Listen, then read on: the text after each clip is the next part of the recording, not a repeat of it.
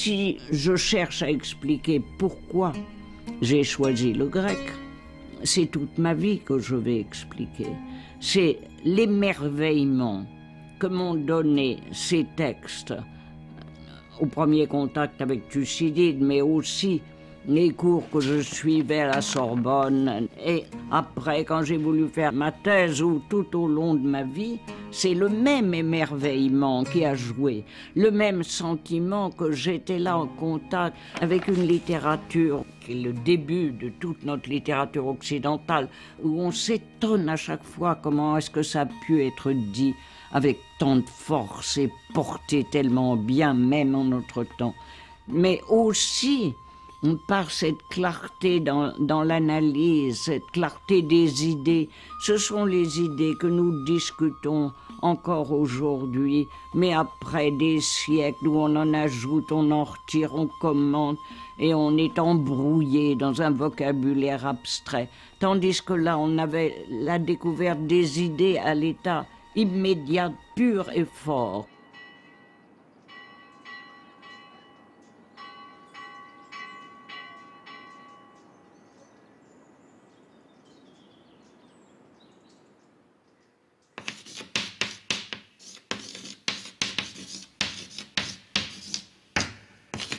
Ma mère m'avait acheté un Thucydide relié en parchemin parce que c'était un joli volume avec traduction latine. Et comme j'étais étudiante à ce moment-là, je me suis dit, voilà, je peux en lire un peu pendant les vacances pour m'entraîner. Et nous étions en vacances à Combloux, dans un grand pré en pente, et je me revois encore très très bien lisant cela et étant comme frappé d'éblouissement. Et je me suis dit que je travaillerais 1 an sur Thucydide. Ça, c'est la part du hasard, si j'appelle ainsi la bonté de ma mère pour moi. Je travaille sur Thucydide, un historien du 5e siècle, qui raconte une toute petite guerre, la guerre du Péloponnèse. Personne ne sait plus très bien, peut-être même vous, je ne sais pas. Je vais être honnête, il y a de fortes chances. Eh bien, peu importe. Il l'a raconté de telle façon que chaque fois qu'il se passe quelque chose dans le monde, les gens reconnaissent quelque chose qui est dans Thucydide. Je n'invente pas, ça a été mon cas, mais même encore l'année dernière, la guerre du Golfe, tout ce qu'on veut, mais je n'invente pas parce que les titres des livres, il y a un livre de Thibaut Gaudet qui s'appelle « La campagne avec Thucydide », il avait fait la guerre de 14, il la reconnaissait. Chacun se reconnaît parce qu'il a donné une analyse sous un angle général, humain, et tout à coup, c'est une phrase, c'est une situation. Tout cela vit en nous, mais nous enrichit.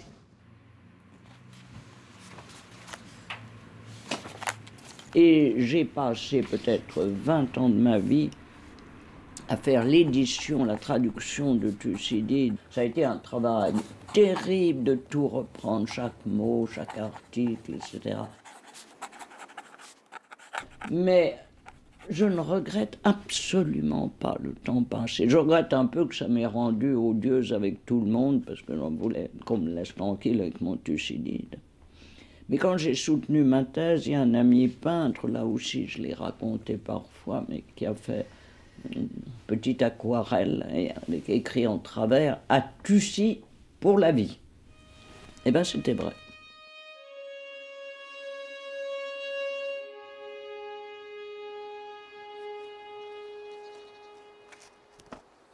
Je crois bien, quand je regarde mon bureau de travail, un meuble ancien et précieux, éprouver plutôt un sentiment de malaise. Mon mari m'en avait fait présent lorsque nous nous sommes installés à Paris. Il m'a dit que c'était la table de son père. Elle m'a accompagnée toute ma vie. Et j'en ai vraiment pris soin. Et pourtant, je dois l'avouer, je l'ai irrémédiablement abîmée. Ma faute vis-à-vis de l'objet était mince, mais les taches qui semblaient me poursuivre depuis un moment se reliaient maintenant au souvenir de ma vie elle-même.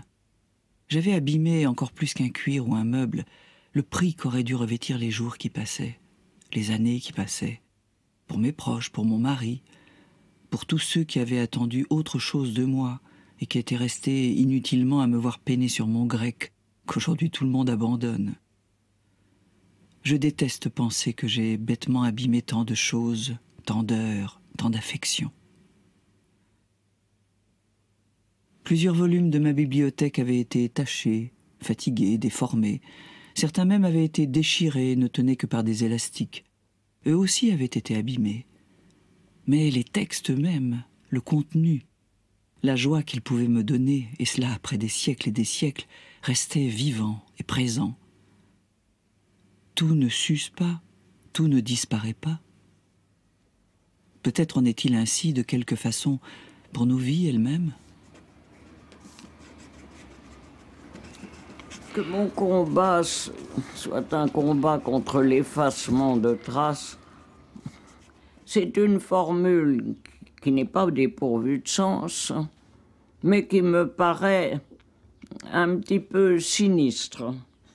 Je veux dire, on est là à faire attention à conserver quelque chose qui s'en va, qui est en train de mourir, qui va probablement disparaître. Je ne vois pas les choses sous un jour aussi sinistre. Si au lieu de lutter contre l'effacement des traces, on disait même simplement c'est un combat pour retrouver le contact avec nos traces et de façon vivante le faire pénétrer dans notre vie de demain, c'est plus encourageant.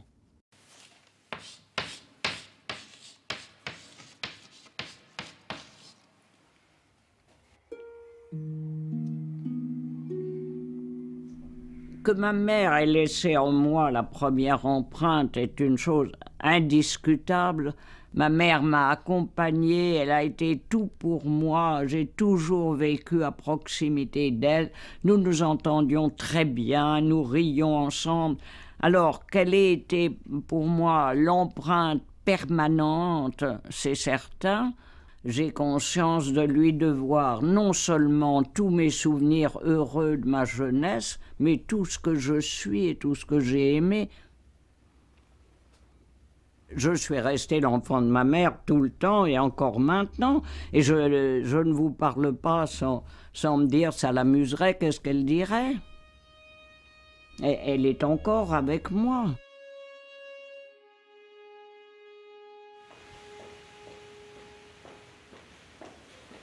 Mes études se sont déroulées entièrement au lycée Molière, enfin jusqu'au bachot, et puis j'ai continué après. Et j'étais très heureuse en classe et très amie avec les petits camarades et les professeurs comptaient. Ça a été très heureux. Et puis alors c'est là tout de même que j'ai commencé, et c'est un événement politique et social. J'ai commencé le latin et le grec, mais c'était la première année où les filles avaient le droit de faire du grec, la possibilité de faire du grec. Et il y avait, ô stupeur, dans un lycée de filles, il y avait un professeur homme qui venait pour ça. À la fin du lycée, je me suis couverte de gloire. En première, j'ai eu le premier prix de latin, le deuxième prix de grec au concours général. Et c'était la première fois, une fille, oh mon Dieu, ça a fait beaucoup de bruit. Tout ce que j'ai fait depuis n'était rien comme gloire à côté de ça. Alors voilà le livre du concours général. Comme ma mère écrivait, elle recevait des coupures de presse. Et tout ça, et il y en avait beaucoup d'autres encore, sont des coupures de presse sur ce concours général. Vous voyez, c'est tout le livre en est plein.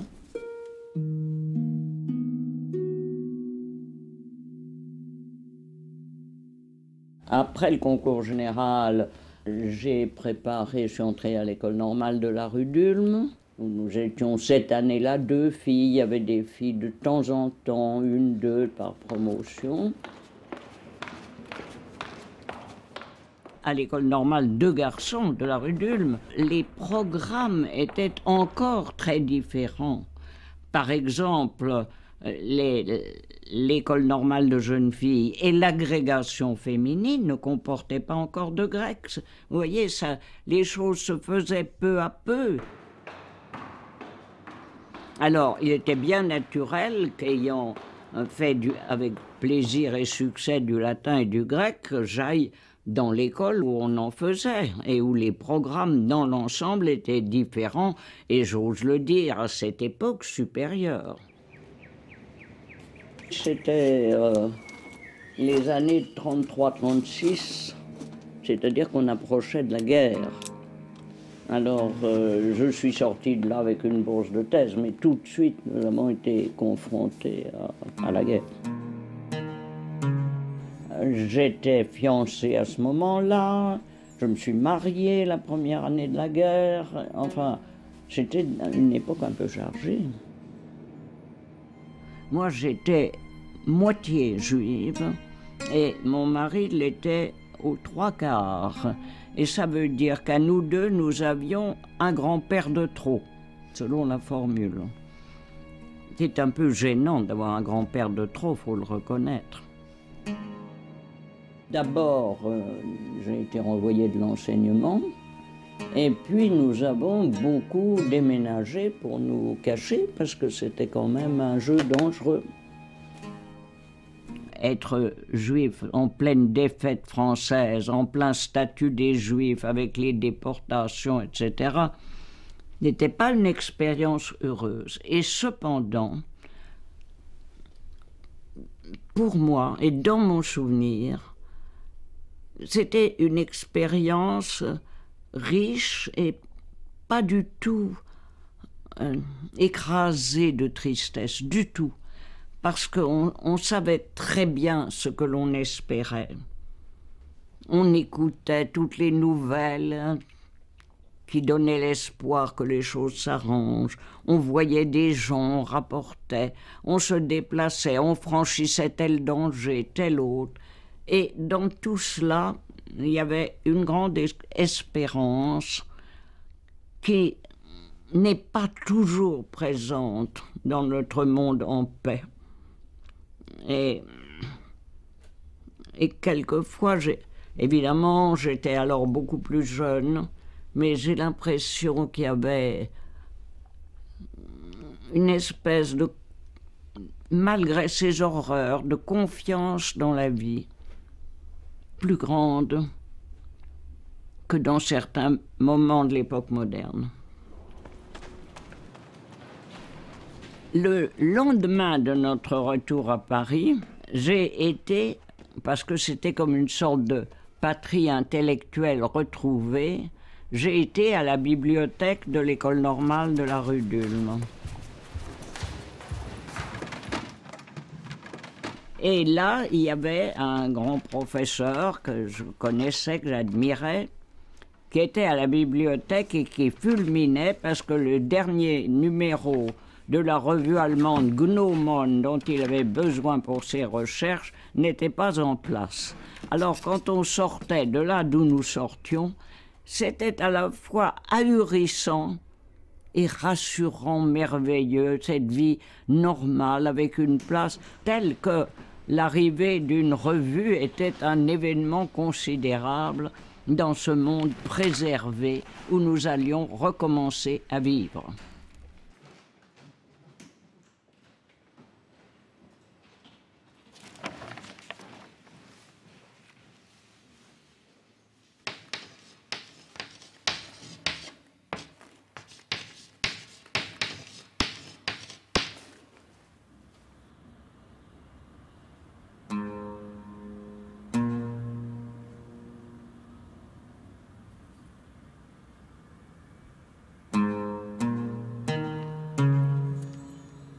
Il s'est passé quelque chose en ce 5e siècle avant Jésus-Christ qui allait au-devant de l'intelligence et de la sensibilité humaine. Quelque chose qui prédisposait ces œuvres à jouer le rôle qu'elles ont joué dans notre culture. Mais quoi? J'étais comme l'enfant qui, devant son jouet, demande « Comment ça marche ?» Quand j'ai écrit le livre « Pourquoi la Grèce ?», je voulais chercher quelles étaient les raisons, les caractères de cette littérature qui faisaient qu'elle pouvait franchir les siècles et être encore présente maintenant. Qu'est-ce qu'il y avait dans ces textes de commun, de propre à cette culture? en travaillant sur ces textes, en les traduisant, en enseignant sur ces textes, j'ai été frappée de comprendre que vraiment il y avait une part d'universalité dedans, une façon de dire les choses avec le sens de la beauté de la vie et de la fragilité de la vie. Quelque chose qui peut encore aider maintenant, toucher maintenant.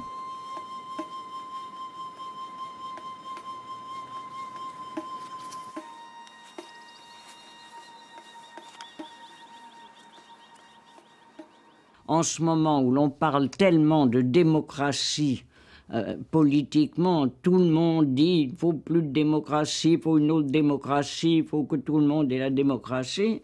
Bon, c'est quand même un mot inventé par les Athéniens du 5e siècle, un régime inventé par eux, dont tous les auteurs athéniens ont parlé, ont fait l'éloge ou la critique ou l'analyse, où il y a des quantités de textes.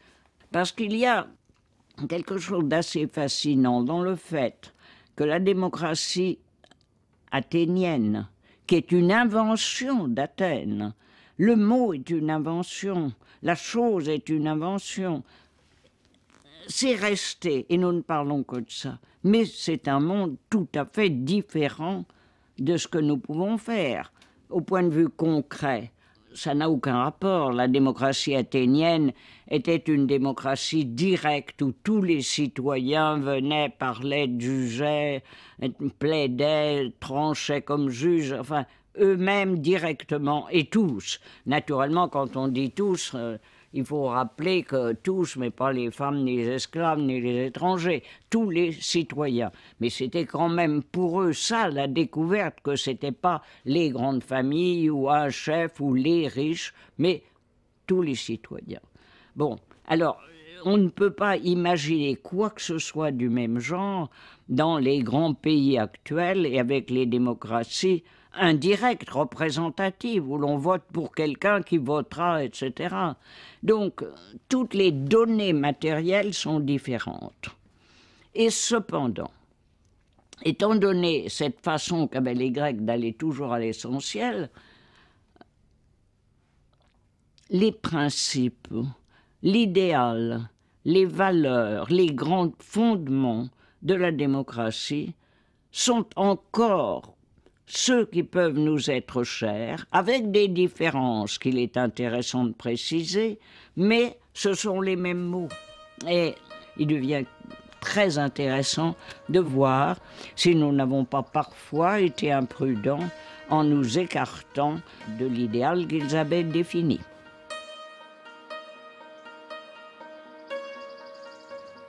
En me réveillant le matin, j'ai aperçu la lumière entre les volets. Cédant à une brusque tentation, je me suis habillée rapidement et me suis glissée sans faire de bruit hors de notre chambre.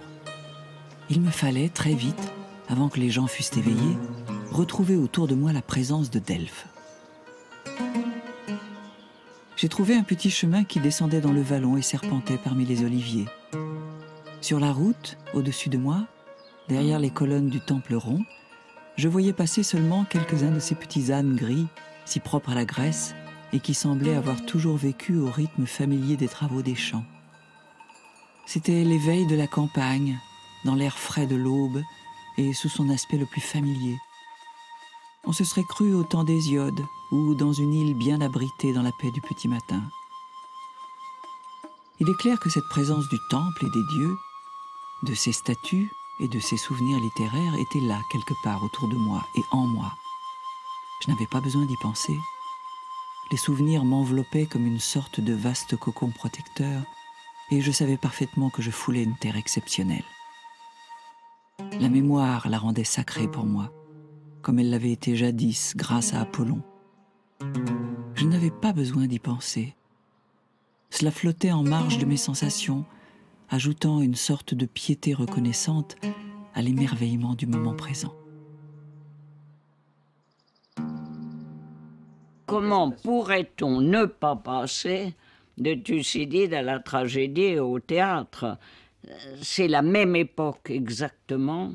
Ce sont des gens qui se rencontraient et qui traitait souvent les mêmes idées. Alors Thucydide est un historien, donc on voit des débats où surgissent ces idées, et le théâtre s'adresse au peuple et à tout le peuple. Le théâtre alors fait partie de la démocratie. Tout le monde y venait. Il y avait même, à la fin du IVe siècle, on touchait une indemnité parce qu'on perdait sa journée en allant entendre les tragédies. Ça faisait partie de la pensée politique du temps. Donc c'était en même temps et dans la même atmosphère. Même Échille, ces pièces sont très souvent étroitement mêlées à la vie politique d'Athènes.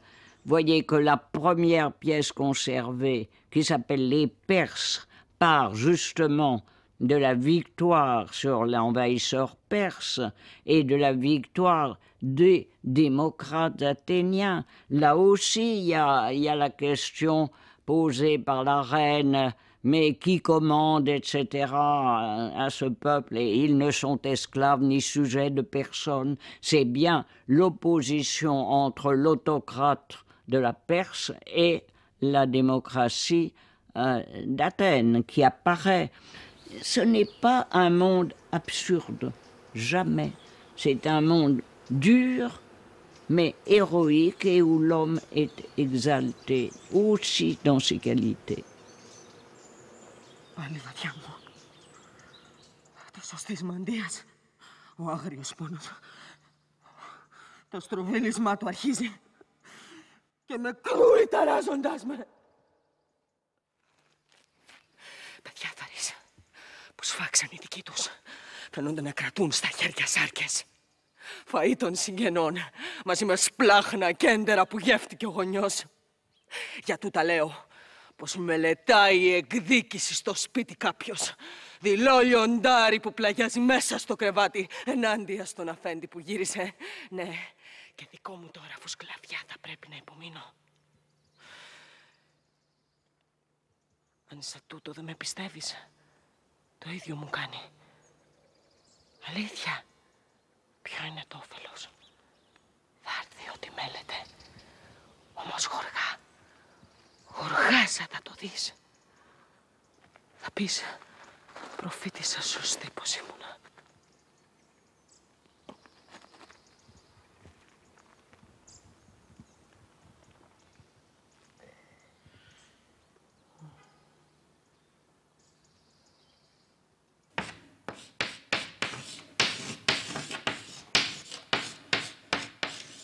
Oh, il n'y a qu'un combat important, décisif, continu, personnel, c'est le combat pour le grec, pour l'enseignement du grec, pour que reprenne et se développe l'enseignement du grec.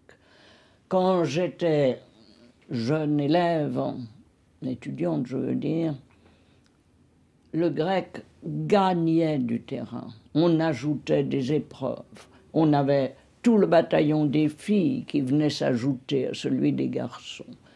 Tout le monde en faisait, tous les scientifiques faisaient du latin et du grec.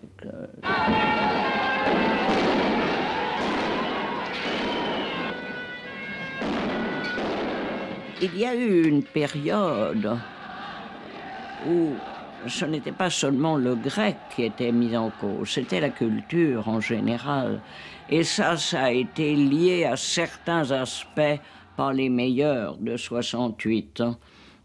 Et moi, j'ai vu des élèves qui me disaient « Ah non, la culture, je ne veux plus, tout le monde ne l'a pas ». Et il en est suivi dans l'enseignement un désintérêt pour ce qui était du domaine de la langue, de la littérature, de la culture en général. Si je parle tellement du grec maintenant, par opposition à cette période où il s'agissait essentiellement de l'enseignement en général, c'est parce que là, la suppression de temps de classe donne au problème un caractère d'urgence. Vous venez de faire paraître un ouvrage intitulé « L'enseignement en détresse ». Alors, est-ce que vous avez été un professeur heureux? Parfaitement heureux, sans interruption, toute ma vie. Et c'est pour ça que j'ai été un peu saisi de voir que les élèves que j'avais formés comme professeur pendant des dizaines d'années et qui partaient tout contents faire ce métier et s'en réjouissaient et avaient tout pour le faire bien, étaient extraordinairement malheureux.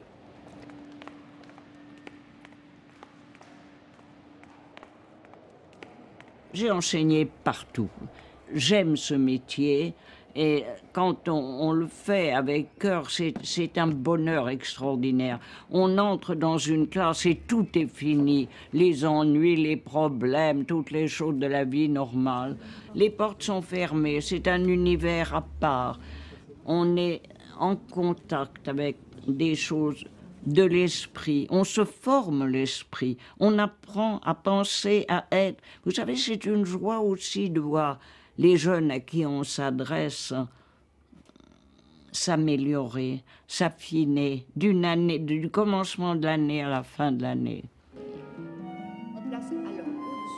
Ce n'est pas seulement l'acquisition d'un savoir immédiatement utile dont on peut profiter à la sortie. C'est la formation de l'esprit. Apprendre à juger, apprendre pourquoi on a mal compris ça, apprendre à corriger une erreur. Et en même temps, formation de l'esprit dans un sens beaucoup plus large, c'est-à-dire le contact avec ce que les gens ont pensé. On pense jamais tout seul, on n'invente pas tout, c'est pas possible.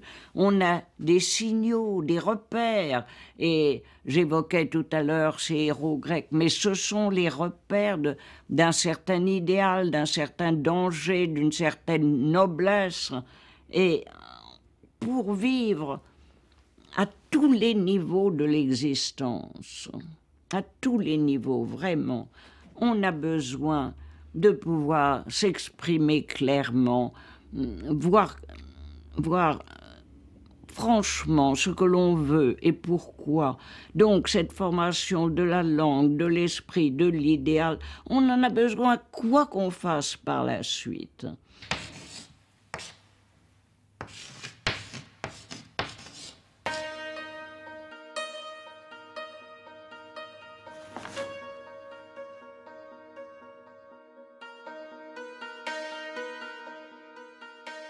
Vous savez, on dit quelquefois que je suis la première femme. Il ne faut pas confondre avec Ève, naturellement. Mais c'est vrai, j'ai été la première femme ici, là-bas, ça s'est ouvert. Mais ça s'est ouvert parce que c'était le moment où cela s'ouvrait, que tout le monde était très content d'avoir une femme. J'ai été la première femme au Collège de France, à l'Académie des inscriptions, mais il y en a eu bien d'autres après. C'était le moment, tout du long de ma vie, j'ai eu la chance d'être de la génération pour qui tout s'ouvrait.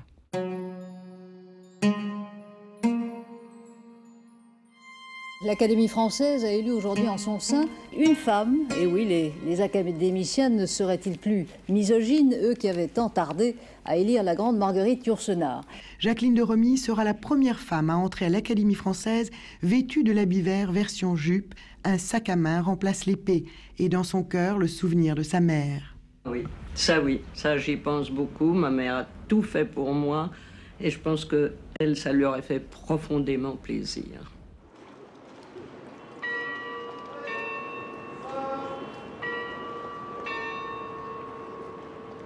J'ai eu en Grèce une récompense éclatante dont j'ai gardé un souvenir ému. C'est un prix de la Fondation Onassis, qui est remis et célébré dans une grande fête vers le soir sur la pique, c'est-à-dire la colline où parlaient autrefois les orateurs. Avec au loin, on voyait l'acropole, les différentes collines d'Athènes, enfin tout le passé d'Athènes. Et moi, j'avais l'impression tout à coup de rejoindre les choses dans lesquelles je vivais par mon travail, et puis une réalité contemporaine.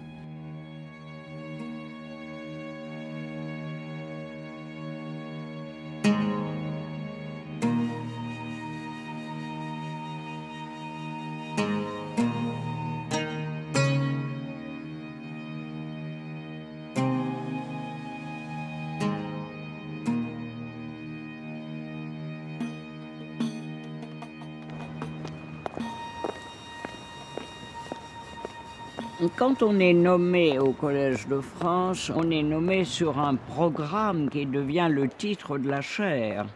La chaire qu'on a créée donc pour moi s'appelait La Grèce et la formation des idées morales et politiques. Je sais que j'avais commencé avec l'idée de puissance la première année et on suivait l'évolution à l'intérieur du grec de la façon d'envisager l'idée. Elle se précisait peu à peu, elle se rectifiait, elle se définissait et on arrivait à la notion qui était prête à passer dans notre modernité, dans notre pensée actuelle. Et c'est à ce moment-là que j'ai écrit un gros livre sur la douceur. Et c'était le progrès de l'idée de douceur, d'indulgence, de pardon à travers les textes. C'était du très bon travail, vous savez, c'était sérieux.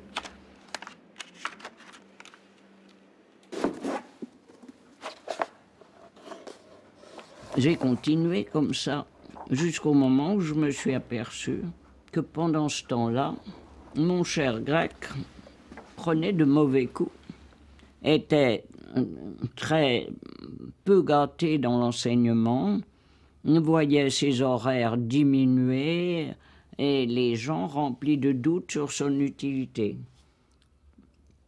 Alors, j'ai abandonné en sortant du Collège de France cette recherche poussée sur l'histoire des idées et j'ai essayé de rendre ces idées accessibles. C'est le moment où j'ai donné toute une série de petits livres qui ne sont pas de la recherche savante, mais qui essayent quand même d'être pas complètement idiots, quoi.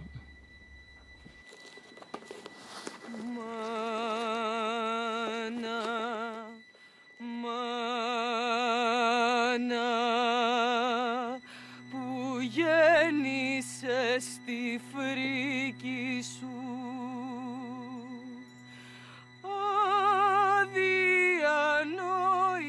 αδιανόητες τέλεσες πράξεις αδιανόητες τέλεσες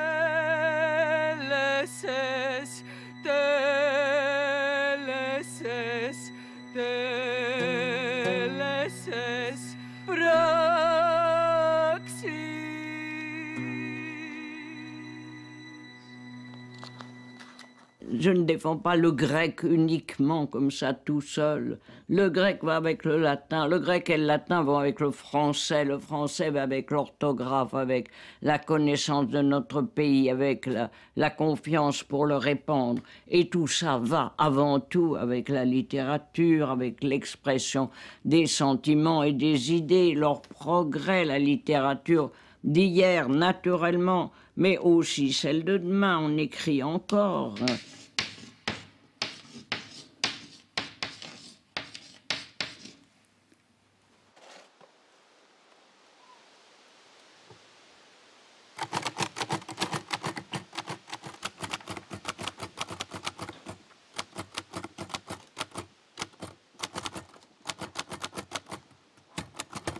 Peut-être n'aurais-je pas osé écrire si je n'avais pas eu l'impression, le souvenir vivant et visuel de ma mère en train d'écrire, passant des soirées à écrire. Peut-être. Pourtant, j'ai pas, pour moi, du tout, le sentiment d'avoir voulu suivre son exemple. Mais peut-être que je suis complètement inconsciente, mais je n'ai pas du tout l'impression d'avoir suivi une trace puis une autre.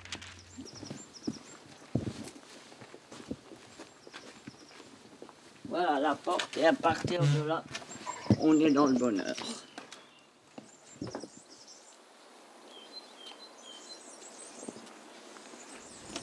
Le ciel est quand même laiteux, mais ici on passe son temps à regarder Sainte-Victoire, à dire de quelle couleur est-elle, est-ce qu'on la voit bien.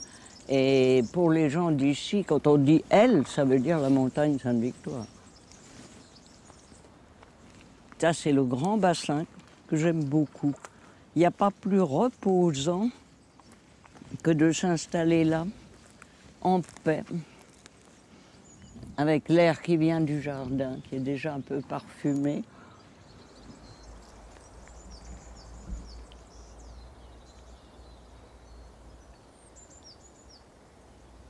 C'est une histoire assez curieuse. C'est le fils d'un ami à moi et il était bon photographe. Alors je lui ai dit qu'il pouvait faire un livre de bonnes photographies d'Aix, de toute cette région, que je lui montrerai les endroits et que je peux lui mettre un petit texte de phrases en dessous de chaque photo.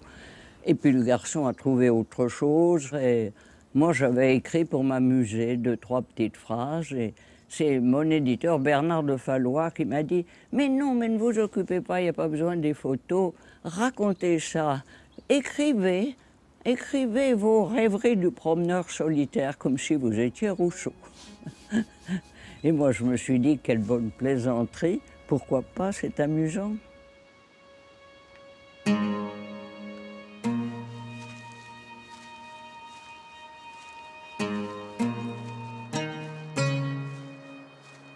Depuis quelques 10 ans, je n'ai jamais été vers Sainte-Victoire sans me dire que c'était peut-être la dernière fois. Ou en tout cas, la dernière saison. Il suffit d'un col du fémur cassé ou d'une fatigue du cœur et il faudra tirer un trait. Or, cette conscience toujours latente double ma joie, m'aidant à mieux regarder afin de mieux me souvenir.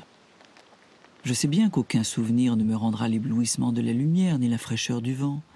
Je sais bien que lorsque je penserai plus tard à l'ocre de la terre, je ne reverrai pas ces contrastes luxueux entre les rouges sombres et les bruns clairs, entre la discrétion de ces sols couleurs de vieux bois et l'éclat arrogant des terres à bauxite. Non, cela sera perdu. Mais j'essaie. Et sans doute cette conscience d'une beauté qui va d'un moment à l'autre m'échapper est-elle ce qui, aujourd'hui, m'incite plus que tout à écrire. J'ai eu beaucoup de plaisir à l'écrire. J'ai eu l'impression que j'exprimais quelque chose, ce qui est presque aussi merveilleux que d'enseigner.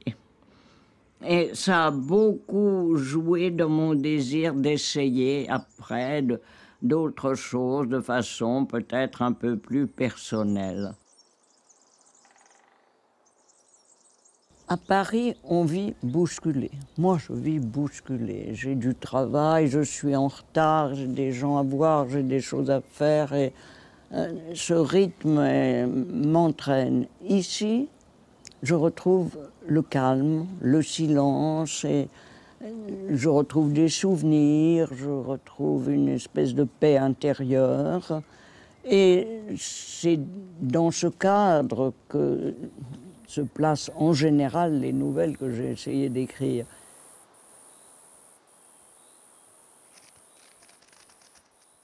J'ai écrit plusieurs recueils de nouvelles et je ne sais pas du tout comment naît une nouvelle.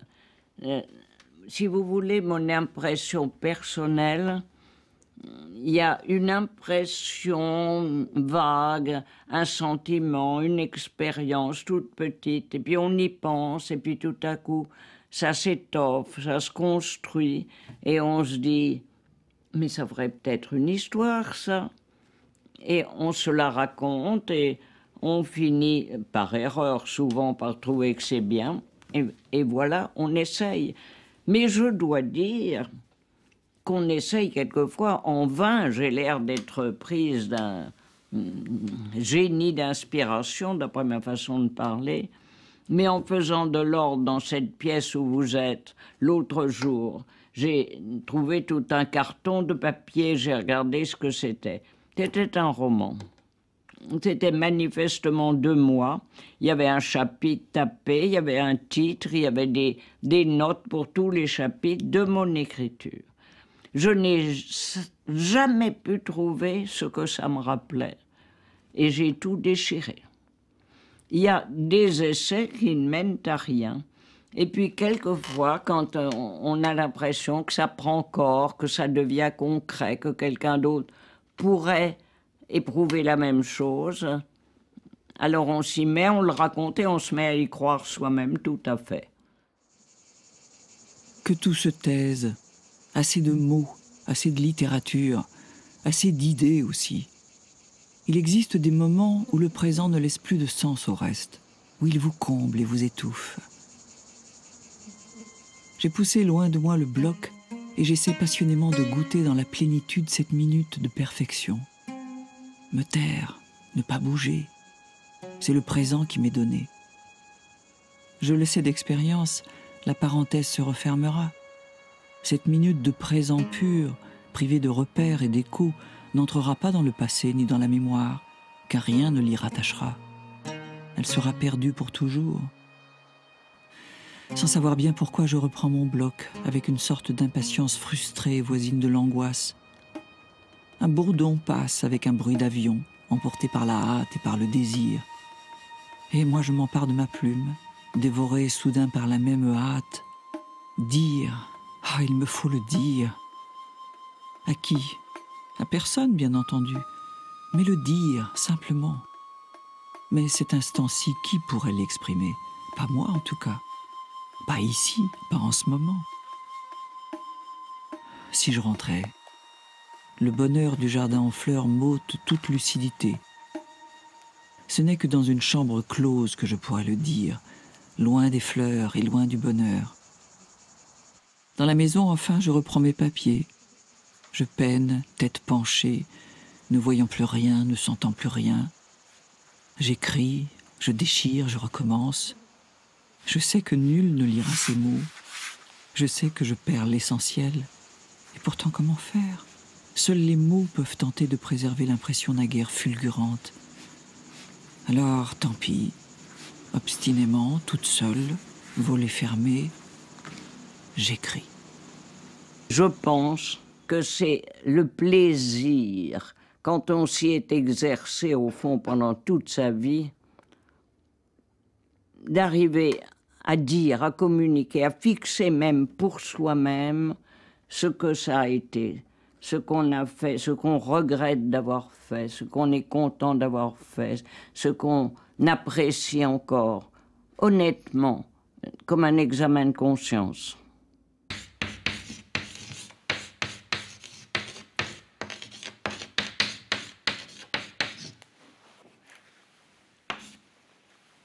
Je pense encore que la vie commence demain et ça devient quand même un peu inquiétant maintenant dans ma 95e année.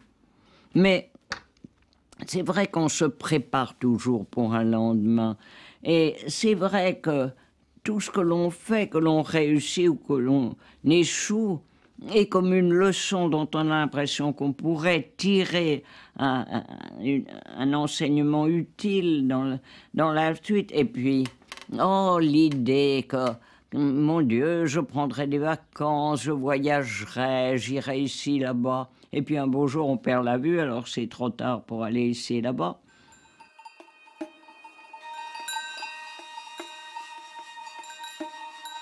Si on me demande si je veux retourner en Grèce, et à supposer que je puisse choisir, peut-être que je ne retournerai pas à Delphes, précisément parce que j'y ai connu un certain nombre de journées bénies et merveilleuses et qu'il y a d'autres possibilités.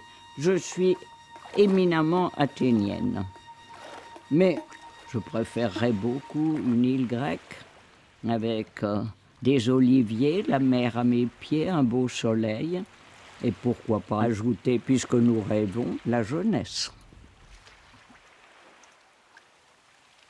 Il y a des moments presque, ce qui prouve que l'on devrait toujours essayer de profiter de ce qui est donné au maximum.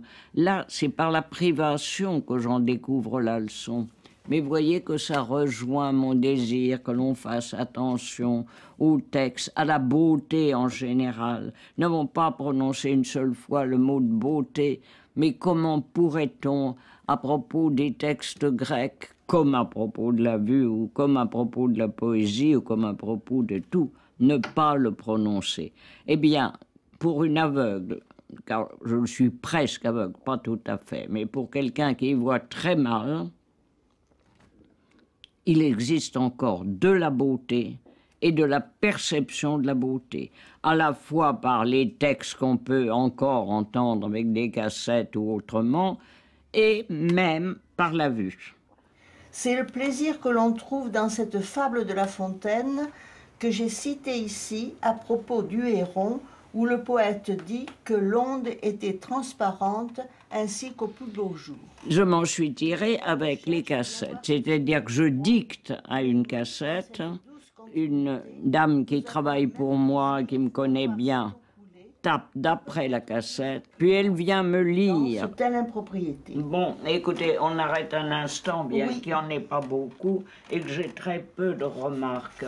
Mais vous allez lire, vous qui savez lire, à quelqu'un qui me faisait observer que j'écrivais beaucoup, en particulier dans cette ou ces dernières années, j'ai répondu fort logiquement, que voulez-vous, à mon âge, je me dépêche. Vous n'êtes pas sans ignorer que on se, et alors là, il y a des... Oui, il y a quelque chose qui ne va pas ne du va tout. pas. Alors, relisez-moi très exactement comment c'est écrit là.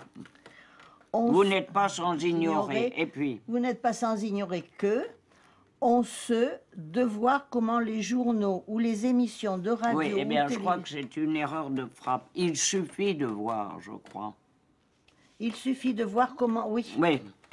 Alors, corrigez, parce qu'il y avait là une obscurité très nette.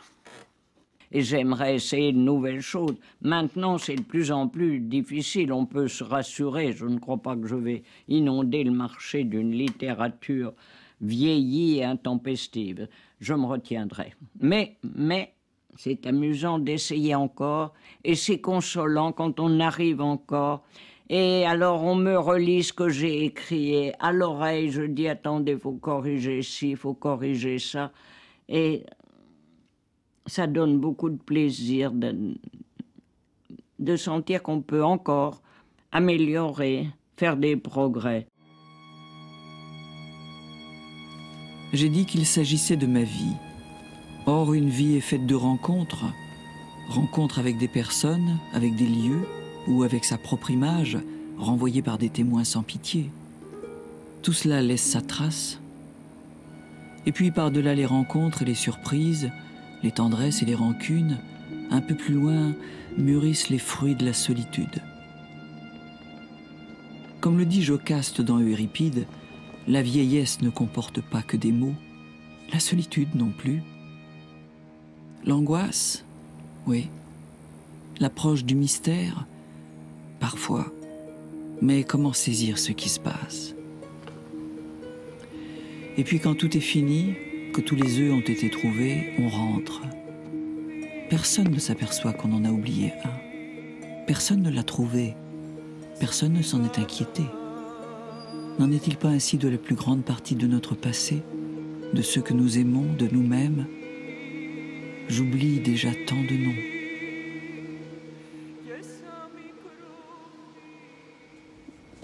Ça me repose de travailler. C'est ce que j'ai fait toute ma vie, n'est-ce pas? Alors, bon, je peux très bien rester assise à regarder devant moi les petites plantes, mais malgré tout, il me manque quelque chose si je fais ça de façon trop prolongée. Toujours j'ai travaillé. Et l'autre jour, j'étais amèrement déçue parce que j'ai cru que je ne pourrais pas venir ici. Il y avait des ennuis avec le chauffage. Et j'étais nerveuse, désolée, frustrée vraiment.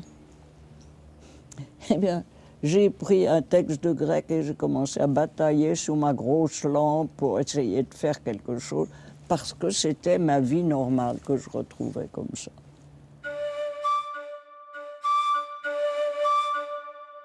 Si on reprend la vie, on ne peut pas être content de tous les aspects de sa vie. C'est bien pour ça qu'on est très, très, très heureux quand il y a des satisfactions qui surgissent, parce que normalement, on a conscience qu'on ne peut pas tout faire dans une vie.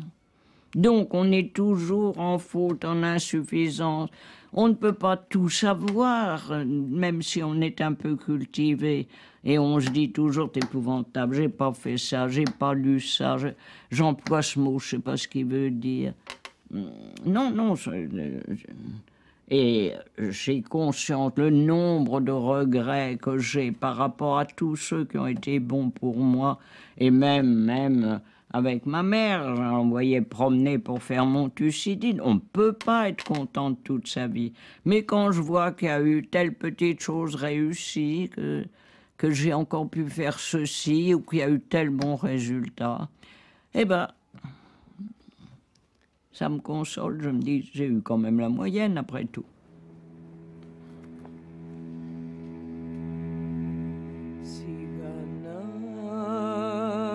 Σιγανά,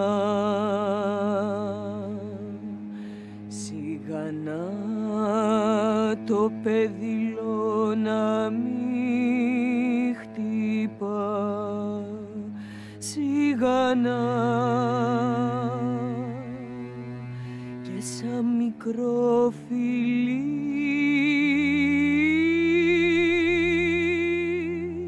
και σαν μικρό φιλί το ίχνος του η γη να το ξεχνά, σιγανά.